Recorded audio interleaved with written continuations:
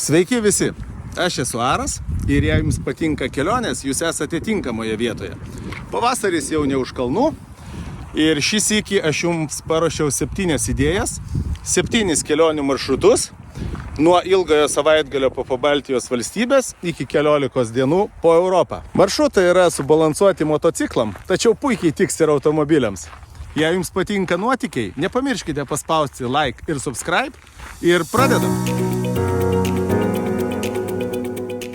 Pirmasis maršrutas – Baltijos šalys – Latvija, Estija ir Saremo sala. Beje, šios bei visų 7 kelionių žemėlapius bei detalius filmus rasite aprašyme po šio video. Kelionė trunka 4 dienas, tačiau įspūdžių tikrai pakaks. Tai puikus pasirinkimas ieškantiems gražių kelių, istorinių vietų ir laukinės gamtos.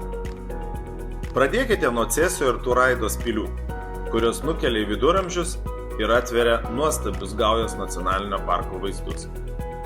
Toliau laukia Hini kanjonas. Labai graži vieta gamtos mylėtojams. Estijoje aplankykite Jāgala krioklį. Labai įdomu, nes krioklių mūsų Pabaltijos valstybėse tikrai negausu. Taline be senamiesčio tiesiog būtina aplankyti Lenų Sadam jūrų muziejų, kuriame galima patekti į tikrą povandeninį laivą ir jame pasivaikščioti.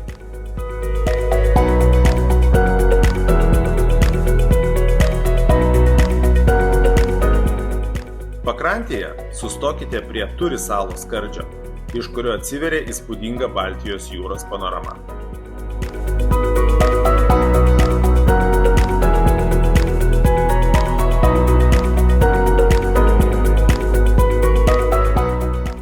Toliau keltu pasieksite Saremo salą, vieną unikaliausių Baltijos vietų.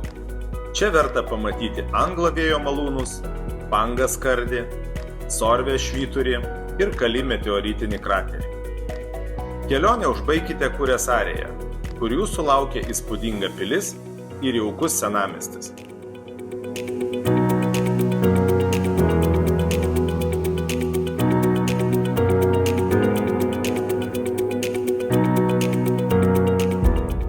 Šį maršrutą keliauti tikrai galima ir su palapine, nes galima rasti labai jaukių kempingų laukinėje gamtoje.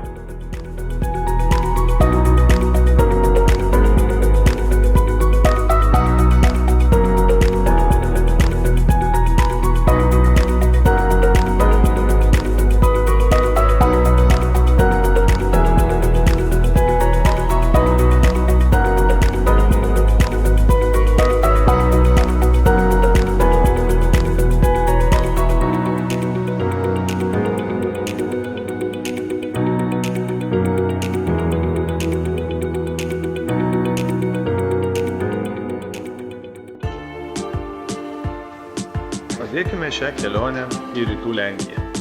Mažiau turistų išvažinėta, bet tikrai įspūdinga maršruta.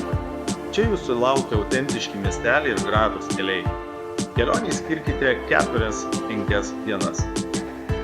Kelionė prasideda Helme.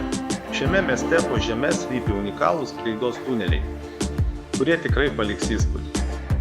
Toliau keliaujant į pietus, aplankykite Krasnobrūdą ir Zviežinės, lietuviškai Žvėrinčius. Tai jaukus miesteliai, kuriuos jungia tikrai labai smagus ir vingiuoti keliukai. Zamošt arba Zamostė – vienas gražiausių renesanso miestų Lenkijoje, dažnai vadinamas idealiuoju miestu, nes taip ir buvo projektuotas. Jo aikštė ir labai spalvingi pastatai privers stabtelėti ir pasigrožėti. Kazimierz Dolny – tai menininkų ir romantikų miestelis, kurį supo kalvos. Siauros gatvelės, senoviniai pastatai ir ypatinga atmosfera daro į vieną įdomiausių maršruto vietų. Jautiesi tarsi kokioje Italijoje.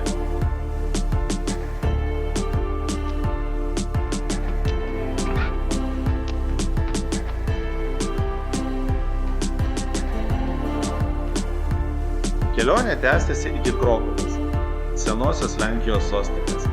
Čia verta skirti laiko pasivaikščiojimui po karališkąjį Vavelio kompleksą, nusileisti į rūsius bei aplankyti senamiestį.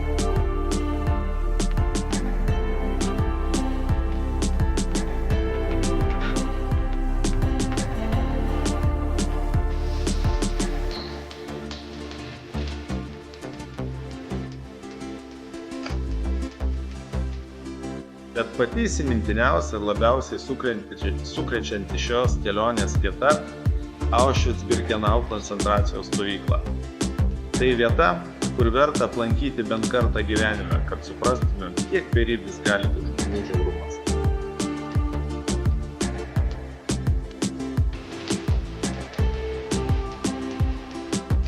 Prieš grįžtant į Lietuvą, užsukite į mūsų Pažaislio vienuolyno brolį, Bygrių vienuolyną. Tai istorinė Kamandulių vienuolių buveinė, įsikūrusi prie ežero. Puiki vieta trumpam atokvėpiui prieš kelionę namo.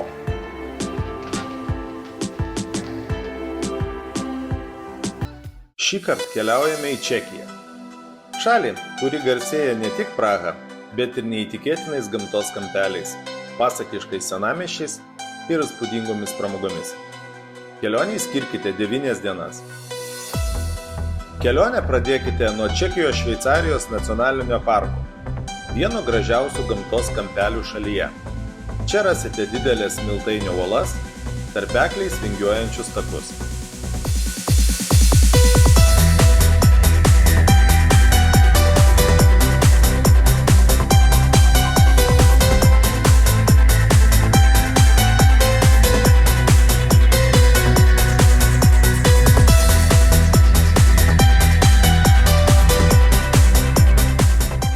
Toliau keliaukite į Karlovy Vary, garsųjį Čekijos kurortą, kurios spalvingi pastatai, mineraliniai šaltiniai ir ramios promenados sukuria ypatingą atmosferą. Čia galima ne tik atsipalaiduoti, bet ir paragauti unikalių terminių vandenų, apie kurių gydomąsias savybės vietiniai kalba jau šimtmečius. Dar viena privaloma stotelė – Český Krumlov.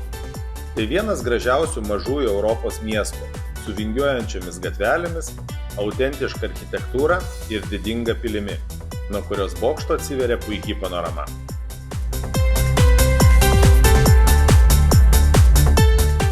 Trokštantiems nuotykių – Punkva Cave, požeminis urvų kompleksas, kuris nustebins savo didybę. Čia jūsų laukia ekskursija pėsčiomis ir valtimi požeminė upe. Čekija ne tik alus ir Praha. Ši šalis pilna gamtos stebuklų, istorinių vietų ir unikalių potyrių. Jei ieškote kelionės, kuri sujungtų poilsį, nuotykius ir nepakartojamus vaizdus, šis maršrutas kaip tik jums. Norvegija – tai šalis, kuri sužavi kiekvieną keliautoją.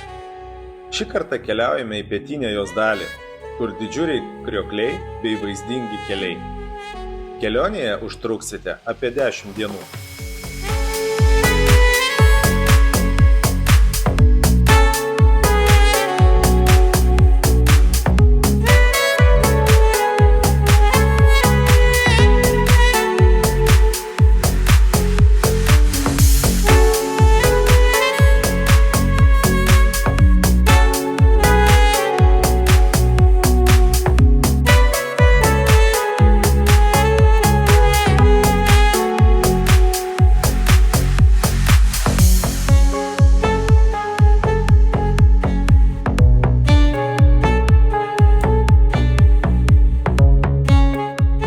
Bene įspūdingiausias krioklys – Latefossen, kur vanduo krenta iš 2 atšakų tiesiai į kelią.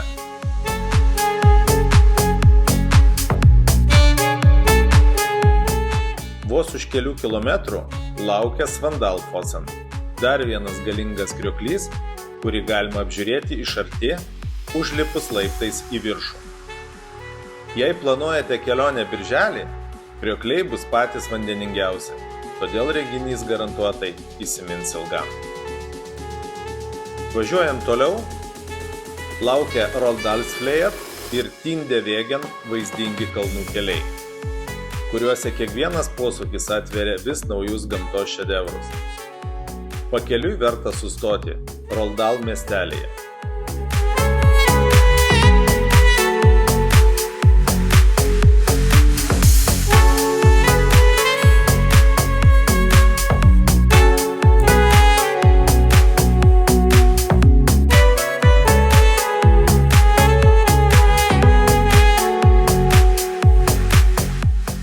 Borgundo bažnyčia. Ši 12 amžiaus bažnyčia yra viena geriausiai išlikusių ir įspūdingiausių skandinaviškų Stavkirke.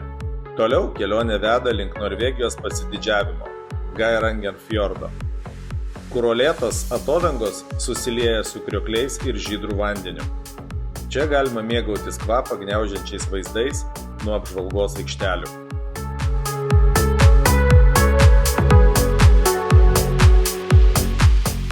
Dar vienas privalomas maršrutas – trolių kelias – Trollstigen.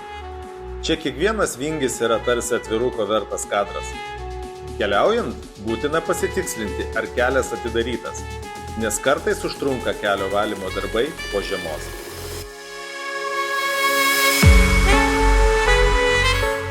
Keletas patarimų. Motociklams už kelius mokėti nereikia. Beje, naudojantis keltais, kurių bus labai nemažai, rekomenduoju įsidiegti aplikaciją FairyPay. Tai bus ženkliai paprasčiau atsiskaityti. Patarimas greičio mėgėjams. Pamirškit tai. Lenkimo metu viršytas greitis 15 km/h man kainavo 400 eurų.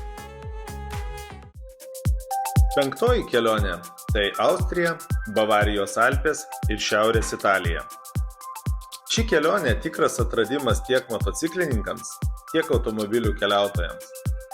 Nuostabūs Alpių keliai, ežerų pakrantės ir istoriniai miestai susilieja į vieną nepakartojamą maršrutą. Ši kelionė truks apie 10-12 dienų. Kelionę pradėkite Zalcburge, garsėjančiame savo barokinę architektūrą ir Mocarto istoriją.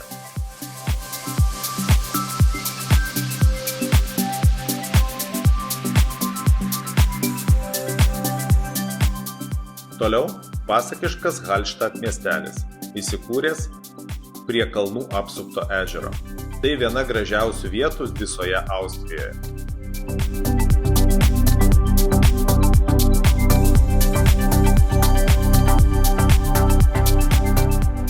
Kirtus Vokietijos sieną laukia legendinis German Alpine Route. Kelias vingiuojantis per Bavarijos Alpes, su kvapą gniaužiančiais vaizdais ir autentiškais kalnų kaimeliais. Netoli jo garsioji Neuschwanstein pilis, kuri įkvėpė Disney ir yra pavaizduota jų logotipe.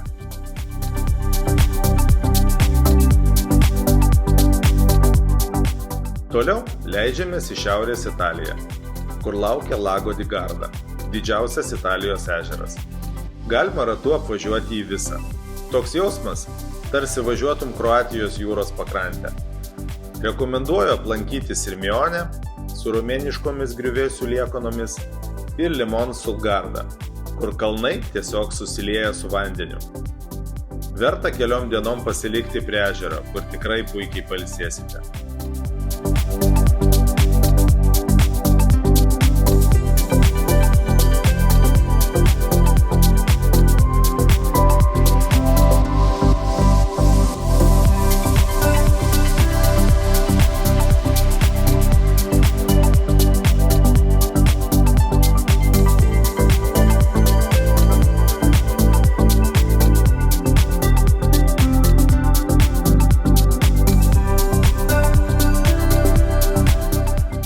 Kelionės adrenalino dozė – Paso del Mortirolo ir legendinis Paso del Stelvio.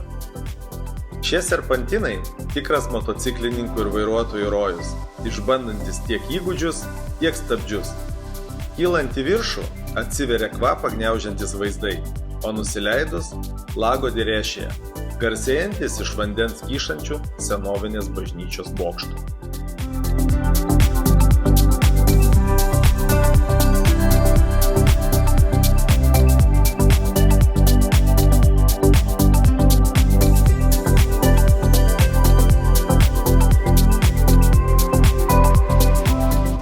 Grįžtant atgal, kelionę užbaigėme istoriniu Romantic Road maršrutu Vokietijoje, kuris veda per nedidelius viduramžių miestelius ir vyno regionus.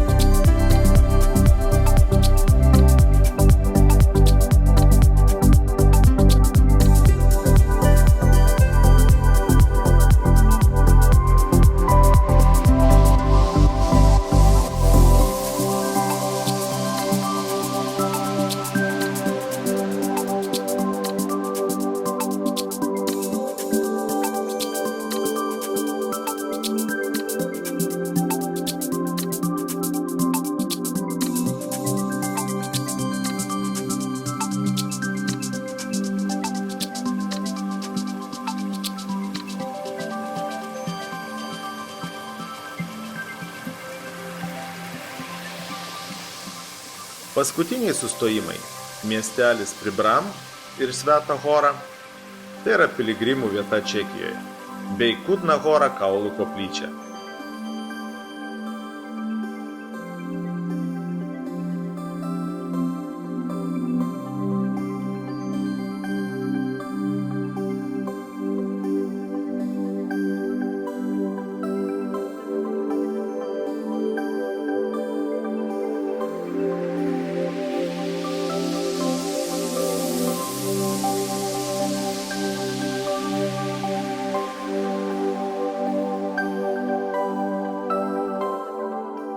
Kiek raupoka vietelė, kurioje iš žmonių kaulų suformuoti įspūdingi ornamentai.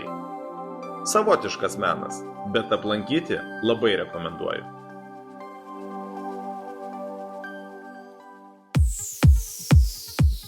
Šeštoji kelionė – Juodkalnija ir Albanija.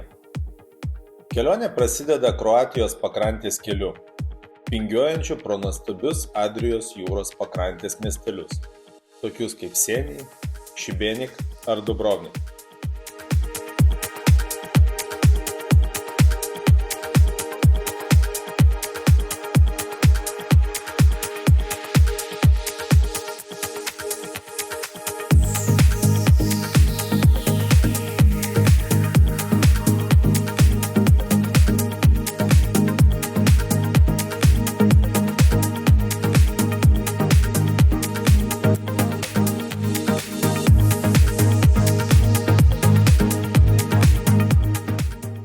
Dubrovnikas – vienas geriausiai išsilaikusių viduramžių miestų Europoje, kuriame buvo filmuoti sostų karai.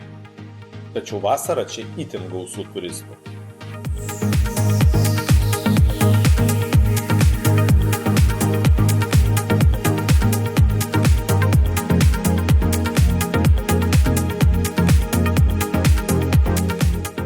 Įvažiavus į Juodkalniją, pirmasis didesnis miestas – Budva.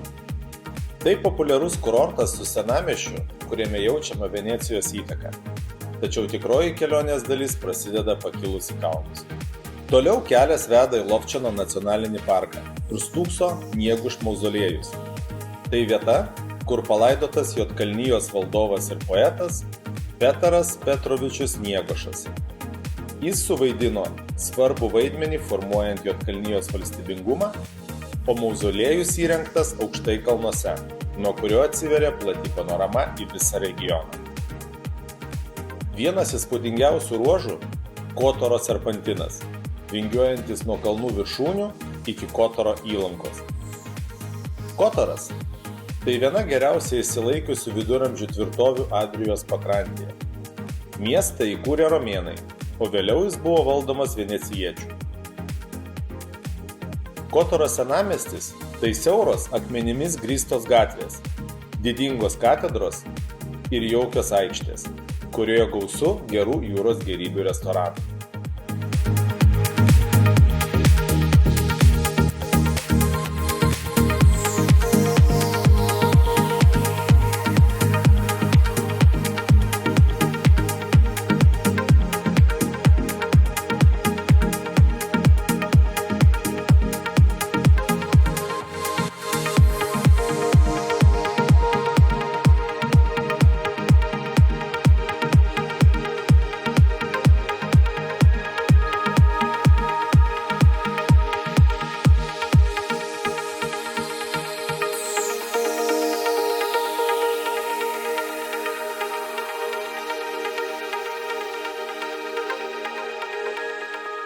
Viena įspūdingiausių vietų motociklininkams – Durmitoro kelias. Tai laukinis, vaizdingas maršrutas, vedantis pro stačias uolas, tarpekliais raižytas vietoves ir tradicinius kalnų kaimus.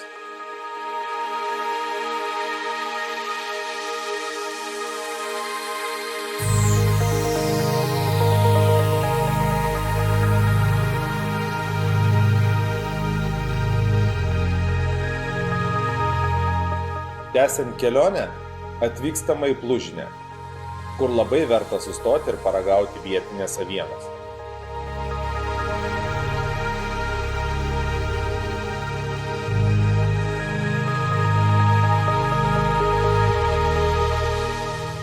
Juodkalnija – neįtikėtinai graži šalis su įspūdinga gamta, tačiau būkite pasiruošę, vietiniai gali būti ne patys draugiškiausi, o tiksliau sakant, dažniausiai yra pikti ir agresyvoki. Keliuose sutiksite nemažai itin neatsargių ir netikėtina neblaivių vairuotojų. Nepaisant to, ši kelionė verta kiekvieno kilometro. Tai tikras Balkanų perlas, kur laukia ir serpantinai, ir laukinė gamta, ir autentiškos vietinės tradicijos.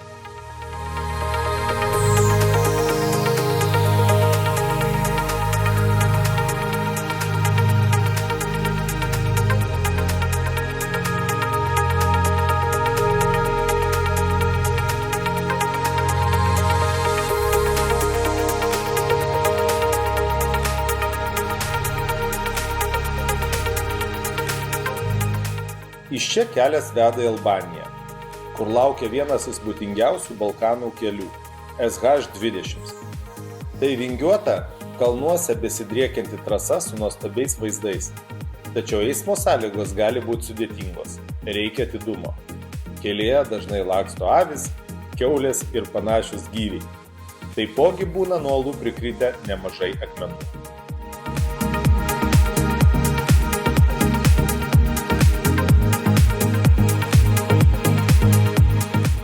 Grįžtant atgal, verta aplankyti Radmilė nekropolį Bosnijoje ir Hercegovinoje. Tai viduramžių serbų kapavietė su unikaliais stačiak antkapiais, puoštomis iškaltomis scenomis iš kasdienio gyvenimo ir mitologinių motyvų. Kelionė baigėsi Mostare, kuriame stovi garsusis Mostaro tiltas, jungiantis skirtingas kultūras ir religijas. Kelionėje užtruksite apie 10-12 dienų.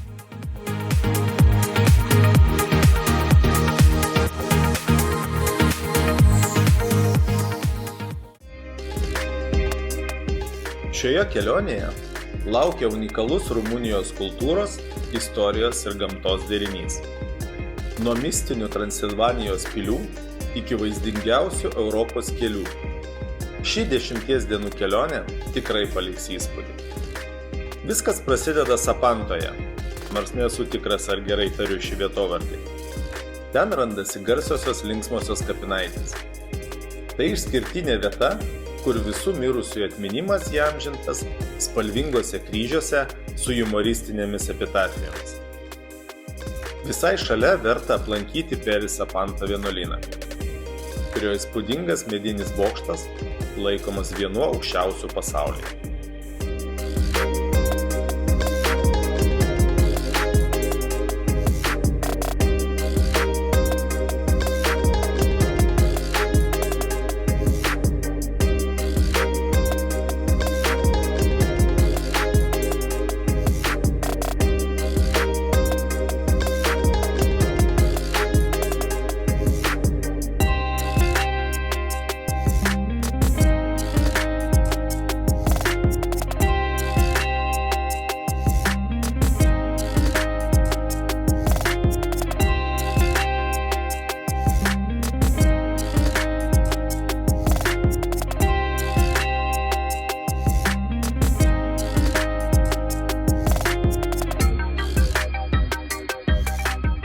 Toliau kelias veda į Rumunijos kanjoną, kuris nėra toks žinomas kaip kiti Europos tarpekliai, tačiau nustebina stačiomis uolomis ir laukinių kraštovaizdžių. Labai rekomenduoju pravažiuoti.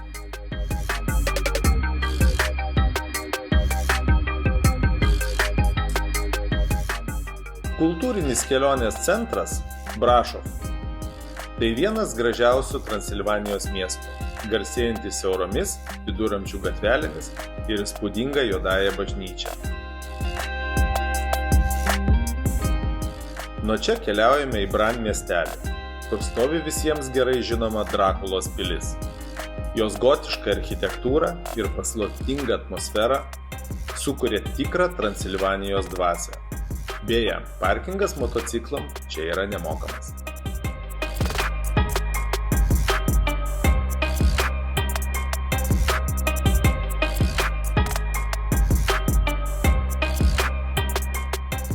Pagrindinė šios kelionės kulminacija – 2 įspūdingiausi Europos keliai.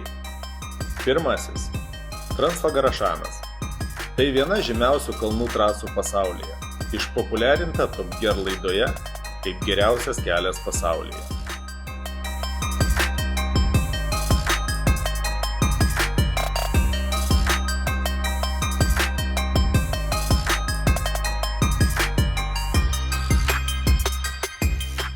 Be įspūdingų serpantinų čia galima sutikti laukinės meškas, kurių nepamatyti tiesiog neįmanoma. Pradžiai skaičiavome, bet po to pametėm skaičių.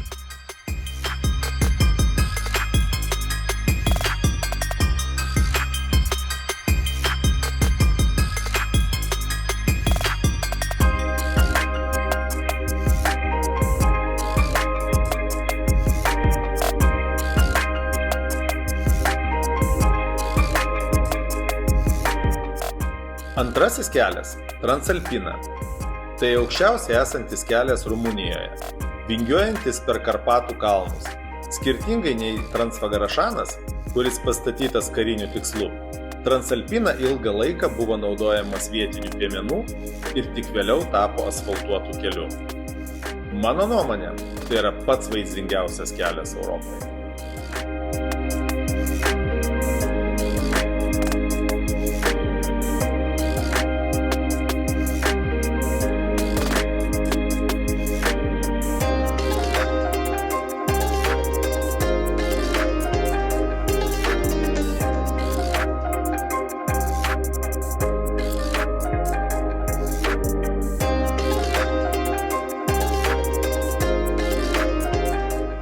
Toliau kelias veda į Sibiu, kuris nekartą buvo tituluotas vienas gražiausių Rumunijos miestų.